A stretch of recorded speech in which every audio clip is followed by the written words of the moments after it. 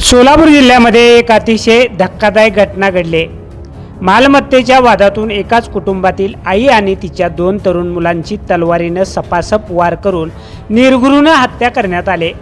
काळजाचा थरकाप उडवणारी ही घटना सोलापूरच्या दक्षिण सोलापूर तालुक्यातील बोरामणी गावात घडली। मिळालेल्या प्राथमिक माहितीनुसार ही हृदयद्रावक घटना शुक्रवारी मध्यरात्री 12च्या सुमारास घडली। गायत्री सुधाकर मस्के, त्यांची मुलगी प्रिया सुधाकर मस्के आणि मुलगा शिवराय सुधाकर मस्के अशी मृतांची नावं आहेत। जेव्हा संपूर्ण गाव साखर झोपेत होतं त्यावेळी अज्ञात हल्लेखोराने मस्के यांच्या घरावर हल्ला चढवला। धारदार तलवारीने केलेल्या या हल्ल्यामध्ये तिघांचाही जागीच मृत्यू झालाय। शनिवारी सकाळी ही घटना उघडकीस आल्यानंतर परिसरात एकच खळबळ उडाली होती। घटनेचे स्वरूप इतके भीषण होते की प्रत्यक्षदर्शींच्याही अंगावर शहारे आलेले आढळून आले।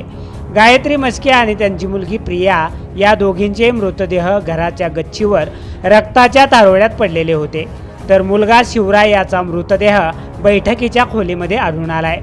हल्लेखोराने अत्यंत क्रूरपणे वार केल्याचं मृतदेहांच्या स्थितीवरून दिसून येत आहे। या घटनेत जीव गमावलेली प्रिया ही 12वीमध्ये शिक्षण घेत होती, तर शिवराय हा 10वीचा विद्यार्थी होता। दोघांनीही बोर्डाच्या परीक्षा दिल्या होत्या। एका हसत्या खेळत्या कुटुंबाचा असा दुर्दैवी अंत झाल्यानं बोरामणी ग्रामस्थांमधून सर्वत्र हळहळ व्यक्त होत आहे। प्राथमिक अंदाजानुसार ही हत्या प्रॉपर्टी म्हणजेच मालमत्तेच्या वादातून झाल्याचं बोललं जात आहे। प्राथमिक माहितीनुसार संपत्तीच्या वादातून दिरानंच हे भयंकर कृत्य केल्याची चर्चा सुद्धा ऐकवयास मिळत आहे।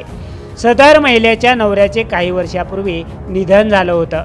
या तिहेरी हत्याकांडानंतर केवळ कायदा आणि सुव्यवस्थेचा प्रश्नच ऐरणीवर आला नाही, तर प्रॉपर्टीचा वाद किती टोकाला जाऊ शकतो याचं दाहक वास्तव समोर आलंय। सध्या या गावामध्ये तणावपूर्ण शांतता आढळून येत आहे।